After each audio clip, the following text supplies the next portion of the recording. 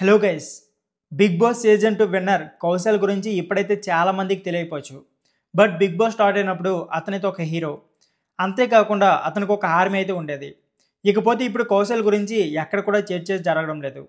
ఇకపోతే కౌశల్ గురించి ఇప్పుడు ప్రముఖ బోల్డ్ యాంకర్ అయిన తేజస్వి ఒక కాంట్రవర్సీ టాపిక్ అయితే తీసుకొచ్చారు.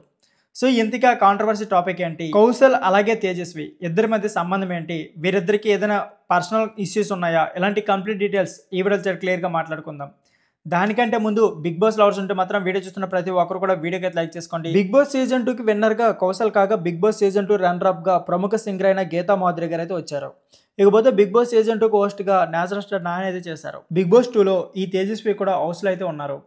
సో తనకు జరిగిన అన్యాయం గురించి ఒక ఇంటర్వ్యూలో అయితే తేజస్వి చెప్పడం జరిగింది. ఎదుటివారి టాలెంట్ ని తొక్కుంటూ ఎదిగడని, అంతేకాకుండా తన వల్ల చాలా మంది నష్టపోయారని, గుడ్ అయినా బ్యాడ్ అయినా మేము ఇంకా ఇండస్ట్రీలో కొనసాగుతున్నామని, కానీ కౌశల్కి అసలు ఇండస్ట్రీ లైఫే లేదంటూ కొన్ని రూమర్స్ అయితే స్ప్రెడ్. సో తేజస్వి ఇలా చెప్పడంలో ఎటువంటి రాంగ్ అయితే లేదు. సో కౌశల్ అయితే ప్రెజెంట్ అయితే కనిపించడం లేదు, అంతేకాకుండా అతని పేరు కూడా ప్రెజెంట్ ఎక్కడ కూడా వినిపించడం లేదు. గుడ్ అయినా బ్యాడ్ అయినా ప్రెజెంట్ తేజస్వి అయితే కొన్ని ఇంటర్వ్యూస్లో, అంతేకాకుండా కొన్ని టీవీ షోస్లో అయితే కనిపిస్తుంది.